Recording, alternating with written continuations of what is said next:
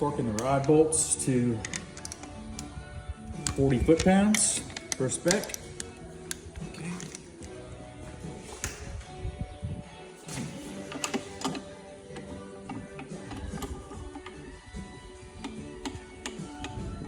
All new main bearings, all new rod bearings. Pistons in the hole. Ring gap set. Let's see how she turns over.